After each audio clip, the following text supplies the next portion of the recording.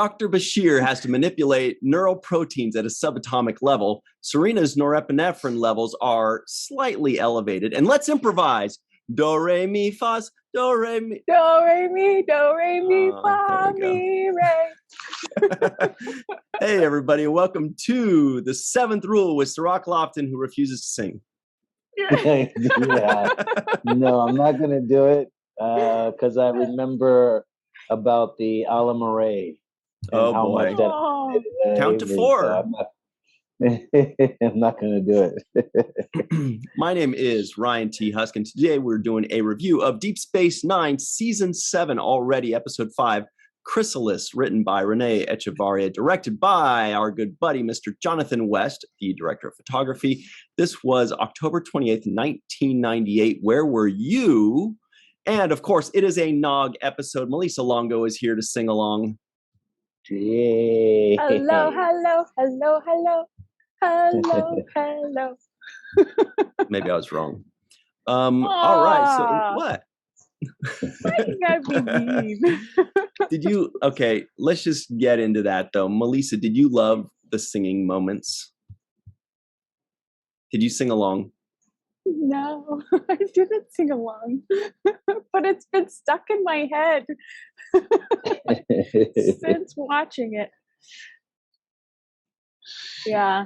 I mean, it felt a little Sound of Music to me, and Sound of Music is one of my favorite movies, but it wasn't Sound of Music. It wasn't Sound of Music to me. Yeah. It was a big miss for me. It's a no from me, Cirroc says. No. And just kept going on. I thought it was too long. It was just way too long. And I'm like, what is this about to evolve into? What is this? I was thinking to myself, this is getting worse. And it wasn't already on a good trajectory to begin with. But then it started going even worse with that. And I was like, how long do you want this scene to be? Yeah, I was pretty impressed that she went from not being able to speak to incredible operatic singing in an instant. Now, of course, genetically engineered, we get it. But, your vocal cords are muscles, like they need training. They need, whatever. But whatever, I don't have to put the tie on just yet. For those of you just watching for the first time, I have a nitpick tie. We put on the Captain Picard tie and nitpick. I'm not doing that just yet because Melissa's going to throw in a nitpick right now. I can tell she's just like, the second those commas turned into periods when Ryan's speaking is when I'm going to throw my nitpick out. Period. No, I was just going to say, Bashir did kind of explain that to O'Brien. Because usually you need years to develop, that kind of linguistic skill. But I agree, it's a muscle. This I don't know where to begin with this episode, but I will say there are little tiny momentary nuggets that I did like. Okay. I won't throw the baby out with the bathwater in this instance. I think that those small moments were good. Particularly, for example, when Nog was in this episode. I liked Aaron's performance. Specifically, the exact moment that I really loved and just made me chuckle in is when he kind of admits that saying that that's a stupid question. Yes. that it manipulated him to the point where he was fooled by it too. So he was like, yeah, I'll say. And the way he delivered that, I'll say, I love the way he did it. Yeah. He had that expression on his face, like they got me with it. And I just love that moment right there. That moments like that were special for me. Mm-hmm. And I do like that they they put Nog on the night shift. On the night shift. Oh, it's 3 a.m. and it's funny because Bashir's like, well, I don't get it. He's like, the admiral, because he's obviously been convinced that this guy's an admiral and that Bashir needs to get there right away. So that whole scene right there, I did enjoy seeing Aron in those moments because that to me shows me some of the comedic stuff that I miss about him so much. It's like his comedic timing, his facial expressions and the way he delivers certain zingers.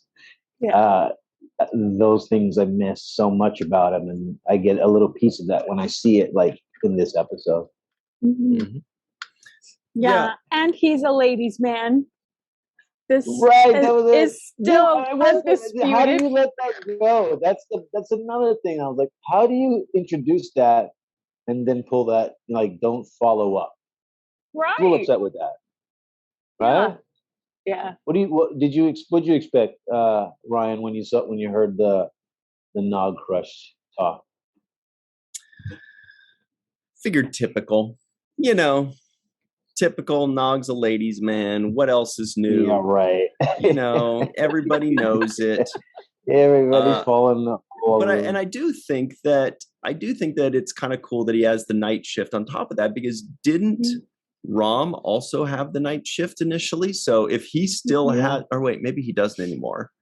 Maybe he got promoted to day shift. Damn. Yeah, he did get promoted to day shift. Yeah, I remember that now. I mean, there could be any reason why he's working in it. He could be covering for somebody. Part of the rotation. I don't know. Scheduling rotation so that I wasn't so much focused on the night shift part as like I said, this girl basically said she had a super crush on Nog. Yeah. And I'm like, why didn't they follow that up with a scene? There should have been a scene where she was all over him and he felt either uncomfortable or he was like, hey, look, Jake, look, or hey, look, guys, look how these women are all over me. I got to beat them back. I think that would have been a good opportunity for them to expand that idea a little bit.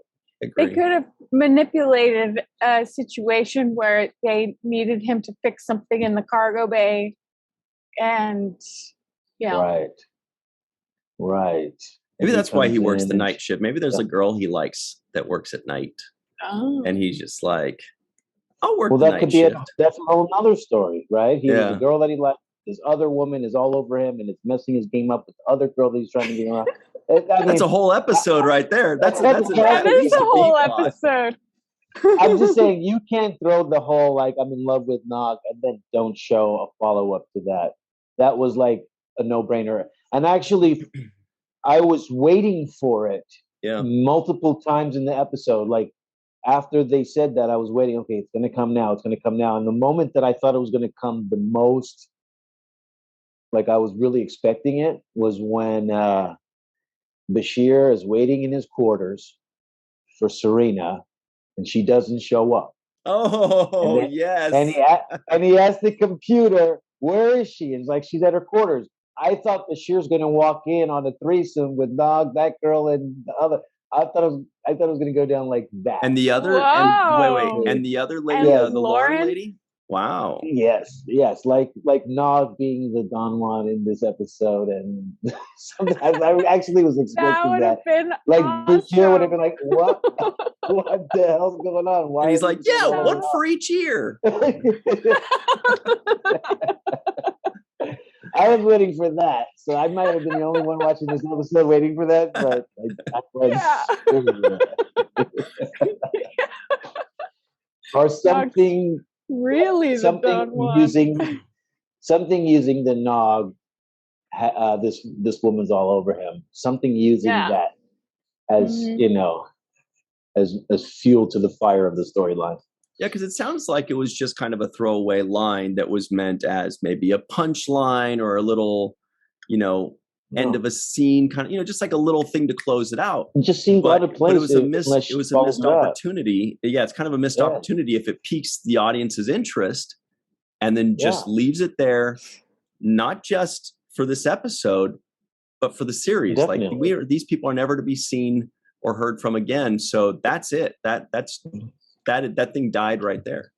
Well, but there was a moment when she was looking at that pad with Nog's face on it. Yeah. Oh, I didn't notice that. I missed that. Staring I did. longingly I saw that. into. Yeah. I actually have that somewhere. Pull it up. Pull it I up. don't know where it is right now. I saw her because that's when she says it. She says it while she's looking at the pad that she's like, "Oh, I have somebody else now." And well, she says it right? 2 times. She says it 2 times when she's brushing Serena's hair before going out on the date, and then later she's laying on the bed looking at the pad, longing with Nog's face on it. And so then that for me was an easy follow up, like her trying to, oh my God, the replicators are broken. Can you send Nog in here? You know what I mean? Like, well, I'll send O'Brien. No, not O'Brien. We need somebody who can really hear things because they're somebody with heightened hearing. Okay, Rom, we'll send Rom. No. No, not Rom. So that would have been a whole little funnier moment there for me. But I don't know. Ultimately, I feel like they took a story that was in the other season, which is this mutant class that we saw in another episode. This is essentially the second part of it. Statistical probabilities, I believe it was. Was that the first one? Yeah. And in that one, I guess they were coming up with the fact that they were going to lose to the Dominion if they fought them. So they said you have to surrender now because the odds were just not in their favor. And then there was all these millions of lives were going to die. And Sisko's like, I don't care. We're going to fight. We don't lay down for the future of generations, so that they know that they would come from fighters. I thought that was like, that was a great episode from the standpoint of getting that message.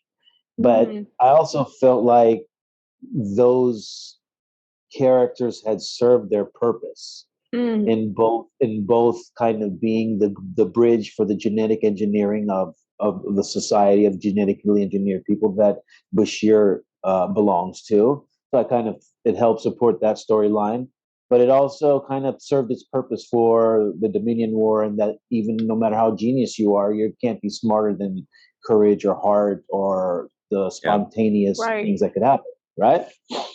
In this episode, what did I get out of it? It was like a bad love story episode to me. It wasn't really a good Bashir love story because they didn't really fall in love. How crazy was it that when he said, I love you, I was like, whoa, dude. Whoa, you need to be in that room with them, Julian. So sorry to be the one to tell you, but if you fall in love in 43 seconds, you need to be in there. And I think on this topic, Lauren should not be in that room. Wasn't he in love with another one that's before? She doesn't seem, quote, crazy to me at all. Like, we get why Serena was in there. We understand why Patrick and the other guy, whatever his name is, Jack. But what, Lauren is horny? So right. She's comfortable in her sexuality. Lock her up. Oh, what a monster. Oh, I know. The world isn't safe with her running around all flirtatious. Well, and that's just a disadvantage, okay? No, I'm joking. But that kind of goes to show the devil's standard when it comes to female sexuality versus male sexuality. You're right. Because because every male captain on all these shows have slept with every woman on that they can find, and there's no disposition for them, and there's no reason for them to be ostracized from the group because of their thinking, and their behavior. Right. But she has a big libido, so she must be crazy. Yeah, she's got to be crazy. You know what? And that's why this episode is a dud for me, because number one, I wasn't really a fan of them revisiting these characters. I felt like they served their purpose. I felt like they already sabotaged and crossed all kind of Starfleet rules by giving out intelligence. Like, to me, that's punishable by not being around anymore. You can't come back to another episode. That's like, forget about what Starfleet did. You just can't come back to another episode. Okay? So then I was thinking, okay, because beyond the fact that, okay, yes, maybe throughout the history of Star Trek, this lady, Lauren, is the most outward in her constant sexuality and flirtation, except maybe Lwaxana, right? Right. But beyond that, did they explain in the first episode that she appeared in, like, what made her loony? Because I was trying to remember, like, if she, said, "Oh yeah, I have trouble in small places" or some. I was trying to figure it out because she was all over Bashir in the first episode. She was. Yeah. Okay. Just like Lwaxana was with Odo, but Lwaxana's not locked up. Right. So what's with this lady that if they didn't explain that in the first one, that's a little disappointing. I don't know why I didn't catch that the first time, but like, what? They have Orion slave girls that are literally like sexual objects in Star Trek. So you're telling me that what she's doing is more outlandish than that? Well, I don't see it. The thing is they kind of explained that the female Orions are in control of that because they have these pheromones that entice the males. Like we needed that males. explained. We know they're in charge. No, I'm just saying. The point is like, that it's not unusual for me to see that. So she doesn't seem to be qualified to be in a quote unquote like loony bin or whatever that they're trying to portray it in. Mm-hmm. So that doesn't even fit with the storyline. But even further than that, even the main storyline, I was waiting for like the caveman Molly to jump out in this episode. How ridiculous some of the I was like, I think Cirroc belongs in that room, but I get what you're saying. The way things were just kind of coming out of nowhere. The way things are coming out of nowhere, I was like, okay, where's this going? Is Cave Molly coming in this? Is she about to relate to this other girl having another experience like her? And I was just like, this just I wasn't really feeling it. The Do Re Mi scene was like enough to just take it over the top, and that's where they lost Cirroc. That's where like Cirroc's like, there's nothing you guys can do the rest of the episode that's going to bring me back in on this. That 3-minute song should have been 14 seconds, or I'm out. I want to see the pages for that. Did they really write those? Well, there's sheet music. There is sheet music. I saw it online. Nice. Interesting. Yeah, I'd like to see the script though. I want to see how it was written in the script. This guy says do. She says Ray. Like, really? Yeah. If it's actually like scripted out, that'd be like 15 pages for the dough, and then she says Ray. Yeah. 2 shots over the dough. Like, come on, it was like it was a bad musical. Well, I'm going to throw in and actually somebody that has the Deep Space Nine companion, like Eve England out in Wales, who is our Deep Space Nine companion, by the way.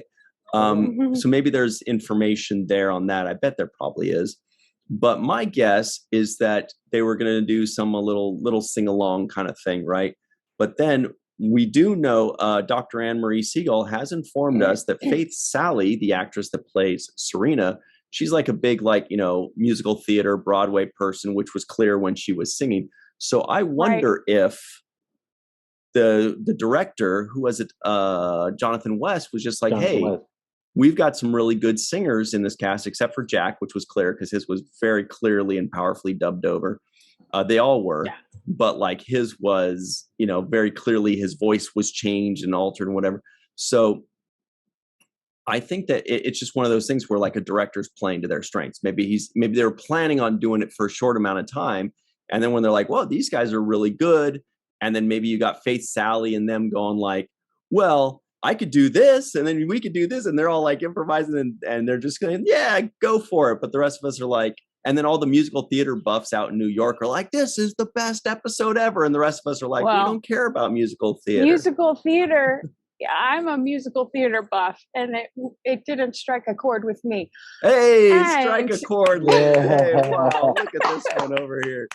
Unbelievable. Good but at the same time, I read that she had to audition again to play this part because she hadn't spoken in the previous episode. What a sour note.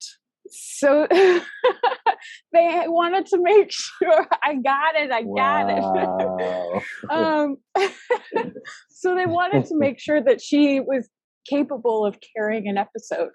Right, that's the key. Oh gosh. What? Ryan, you're being tone deaf. Which is a joke that they made because the guy who played Jack is tone deaf in real life, which is why they had to dub over his why voice. It was so obvious. As soon as he went, I was like, wait a second. This is clearly not the situation. I could catch that immediately. I didn't know that. I didn't catch it. As soon as I heard it, good job. I started tuning it out. So I can't even recall exactly what happened in that scene. Well, what they did was actually, Melissa, see it while I was seeing it. Melissa, you can help me with this. This is what they did. We'll start at the top, okay? Oh gosh, no, please, no. Let's get to a break first. I'm ready. No, God, I can't hear it again. Let's torture any Cirroc. other song, like actual song, like that's not even a Do Re Mi is not a song. It's like give me some like if she wants to do musical stuff, then she could have been doing some. The sun will come out tomorrow. Bet you $1. That's why it was like a little reminiscent to Sound of Music, because Maria teaches the Von Trapp children how to sing, starting with Do Re Mi, which are the scales for singing. When you're professionally trained, so they're just piggybacking off of that and their Do Re Mi song. What did you get from this? Like, what is the story trying to say? This episode, I think it was supposed to. Was trying to say that Bashir is lonely, and he hasn't found his person yet. But just because somebody comes along that you click with right away, and he was kind of romanticizing her in a bit. He would stop like flirting with his patients that he's actually treating. That's kind of like. And she's fully spent the night, the very first night. Then when he has to go to work, he leaves her there. I'd be like, I got to go to work, so you gotta go too. Well, like I'm not leaving you here to snoop around my. I have some nitpicks about that, but it also kind of felt a little Pygmalion in a way, My Fair Lady Pygmalion, in that the Professor Higgins falls in love with Eliza Doolittle. But he falls in love with the idea of somebody he's helped to create, when really she's helped create her. I mean, yes, that is true in a sense, but it's not allowing her to find out who she is and who's, allowing her to create herself in a sense, because she hasn't been able to. I think that's what the story was telling, is even more so than Bashir. Obviously, we want more on Bashir, and so that's what we're going to hang on to, because he's our main character in this story. But I think that the story was teaching him a lesson, and teaching us all a lesson, because she's in an extremely vulnerable state. She's just now kind of waking up out of a slumber, and it's just way, and there's more to talk about with this, but basically he's inadvertently kind of taken advantage of her. That's what I see. Of her, fragile state. Of her fragility, So we're going to take a quick break right now, everybody, and then we're going to jump right back, and we'll, don't worry, we'll get this song ready to go. By the time we come back, we'll have it all set. Right back on the 7th. Wow, everybody listening in, that was Cirroc. That was Cirroc throwing, and That voice of an angel. We'll be right back.